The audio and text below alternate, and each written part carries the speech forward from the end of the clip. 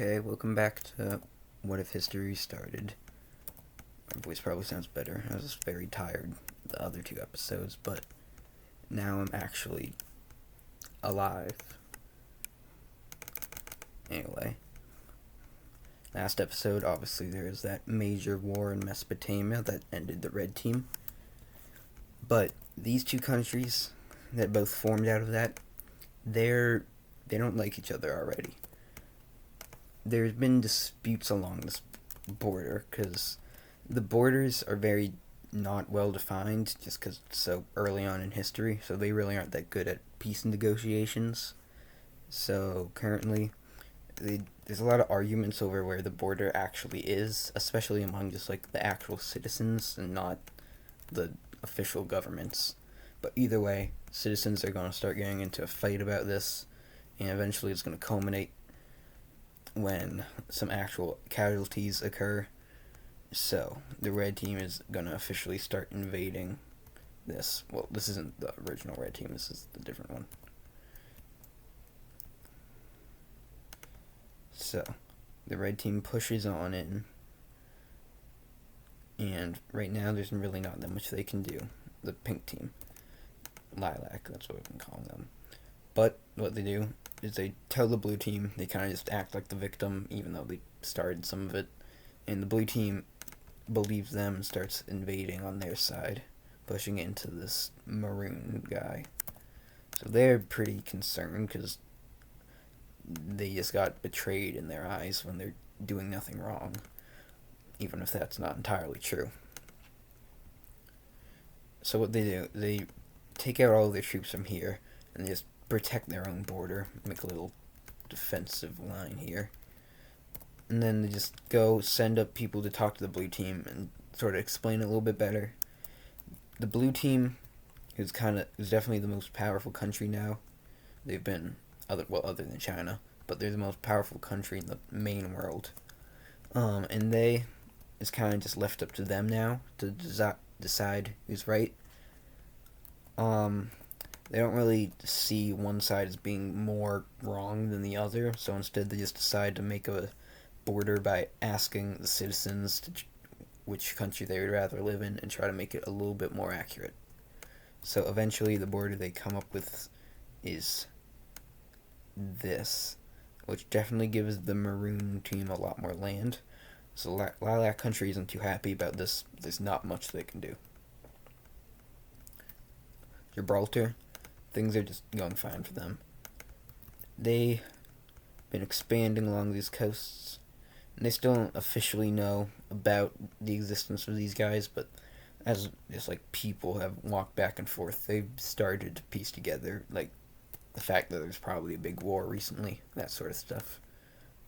But anyway, they discover a lot of this Western Mediterranean land, as well as these islands. They have a pretty good navy, sort of, too. They have the most advanced boats other than Cyprus, so they are able to claim these islands. They stick to the coast for now, but they do put a major city over here in what would be eastern Spain.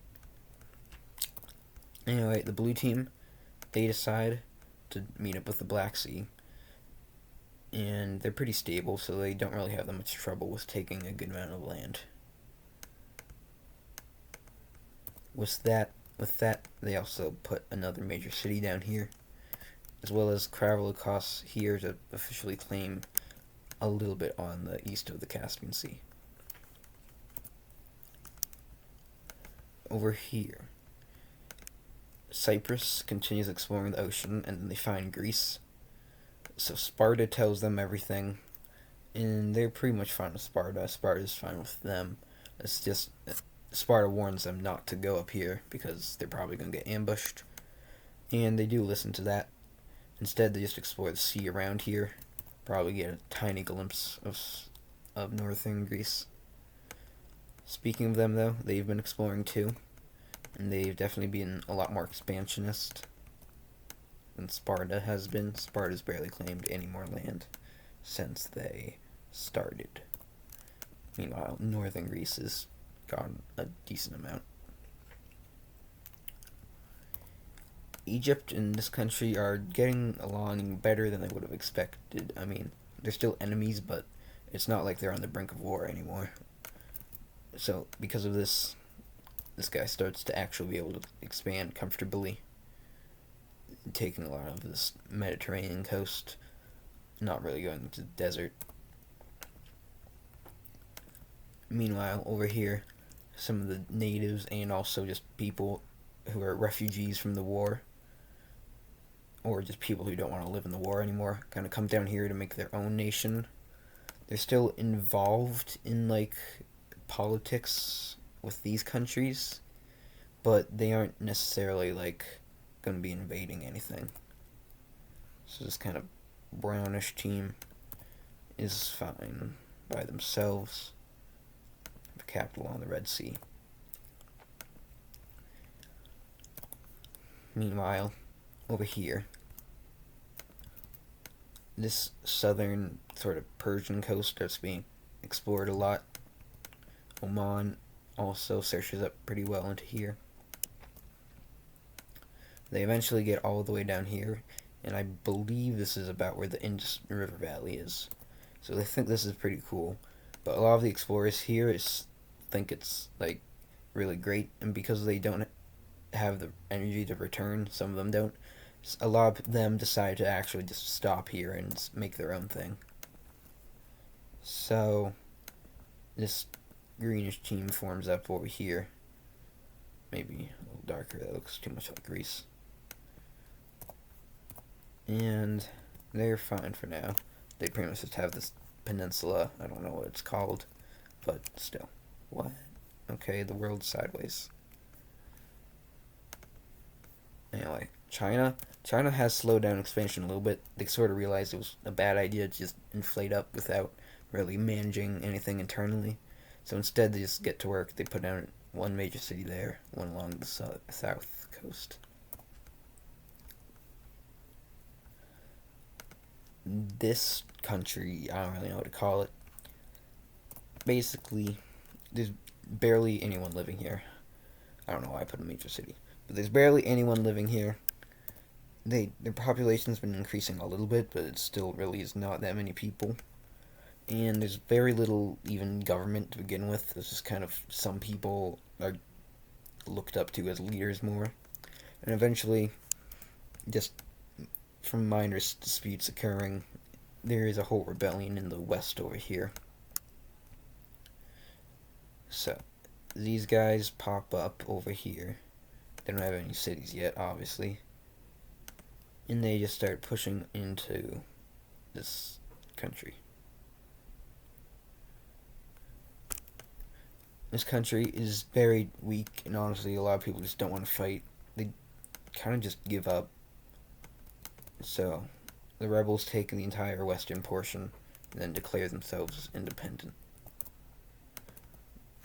They put the capital right here, and that's that for now. They do explore a lot out here. They consider trying to find their way back to the lake country, but they kind of just go against it. The lake country hasn't done anything other than establish maybe one more major city, but that's it.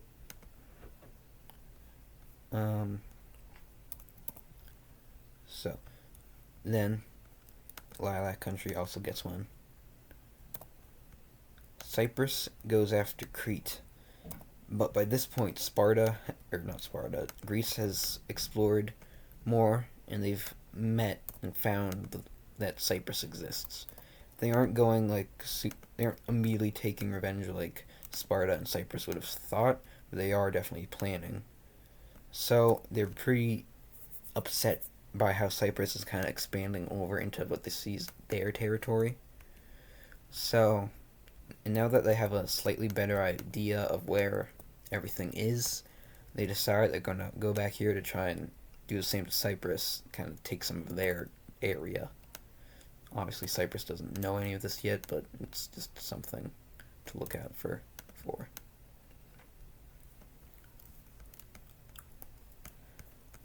Meanwhile, over here in Oman, they continue expanding out here. but some people are kind of done with expanding. So there's also some arguments. They aren't that severe or important, but some people do just decide they want to live somewhere else. They consider moving to the Lilac Country, but instead they sail across here, set up their own little civilization. I'll make it this light blue. So they're here. There's some pretty big tribes here that they kind of just befriended and then merged into. So they do have a decent amount of population. Obviously nothing like Oman, but still. Anyway, in Egypt, they expand a little bit more just into the desert, but a lot of people don't see the point, so they don't really go that far. They do get a border with the brown team. They're kind of apprehensive about that, but they don't really care yet. Egypt also gets another major city right at the delta of the Nile, or well, as close as it could be. I think it's like this. Meanwhile, though, those people in the south that rebelled, they rise up again. And this time, Egypt knows that this country is probably going to attack them. Even if they don't have like that bad of relations, they're still going to see this as a really good opportunity. They might not get this chance again. So instead of actually fighting them, they go ahead and say that they can have independence, which surprises them, and also surprises these guys, who start to think of Egypt a little bit better. So everything kind of worked out in Egypt's favor. Only real bad thing is that they lost on a major city, but it's not the end of the world.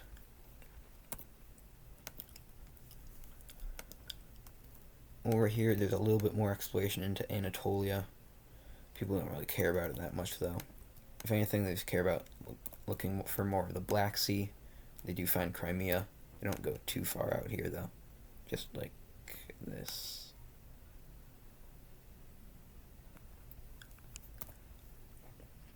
Blue team does cut back a lot on exploration, maybe just a little bit up north into the Caucasian Peninsula, but, well, I don't think that's a peninsula, whatever this is called. Yeah. These little things also start to expand. They try to meet up. They aren't able to just yet, but they get pretty close. We're back down here. These guys continue exploring west until they eventually find the ocean. They're worried this is the lake, another lake, but after doing a lot of exploration and also just finding out that it's salty, they're fine with it. And they realize that it's the ocean. The only reason they wouldn't have found it out immediately from the salt is that they're still a very early civilization. People don't really know much about science yet. So they migrate their entire country over to the coast. There's probably a little bit of death, and they lose out on some of their buildings and stuff, but they were just recently established like a couple decades ago, so they're fine. Green team, people start moving more into the center just because there's so few people out here. It's too rural to really sustain themselves, so it gets smaller. The what's it called, Lake Country, there are some people who kind of think about going out and exploring more, but they're too scared of being hunted by the leaders who care really a lot about their lakes. So eventually they just completely cut back. They don't allow anyone to really even leave the country, maybe just like this range. So because of that, they start to just kind of forget and not keep records of a lot of the land around them. They aren't necessarily a dictatorship, but they are just very harsh on that one thing. They don't let anyone go too far. They're very devoted to their lake religion. This Persian country, they explore more up here, expand more out here, and then another new Persian thing pops up along this coast. So they get their capital right here.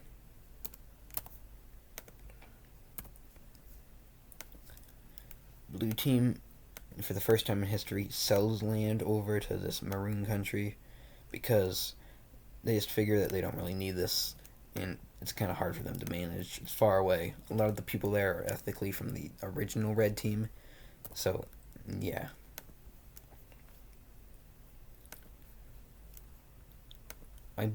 Gibraltar. They put another major city down over in the North African coast. But past that, they explore more up into Europe, but they're kind of stopped by these mountains up here. Pyrenees, I think.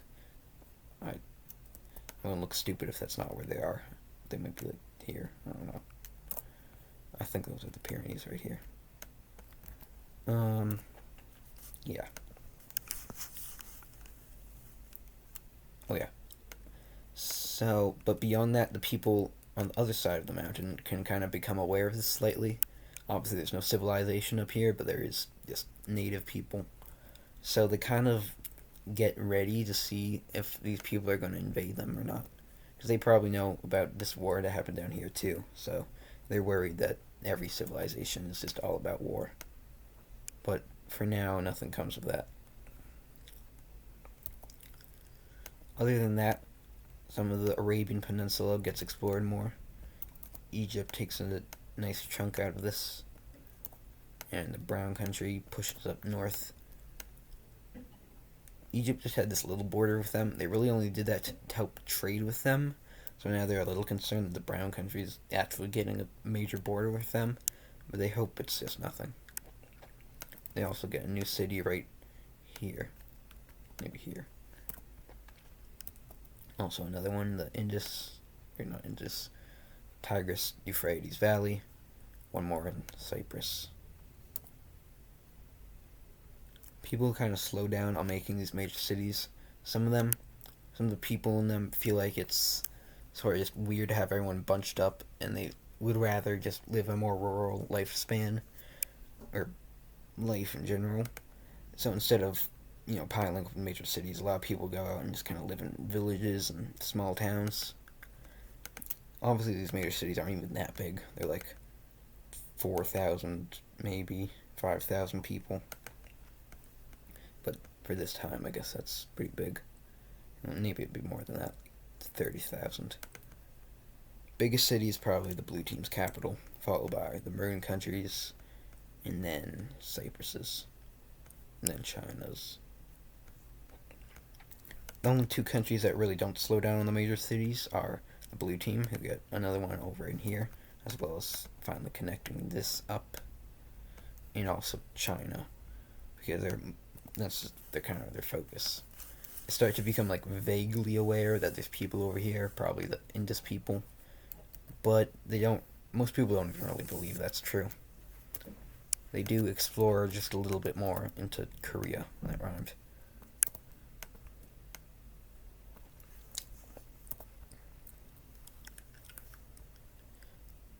And then, wrapping things up pretty much, Greece and Sparta explore a little bit. They don't like each other, they aren't exactly enemies, but they just kind of disagree. And tensions are maybe slowly rising. But especially as Greece expands more into where Sparta is. So a lot of people in Sparta get kind of worried about that, and so they take over most of this to stop Greece expanding.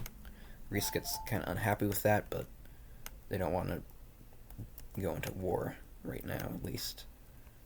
I guess they could take this Asian island too and find the rest of the Asian Sea, and they manage to find a better connective route with Cyprus.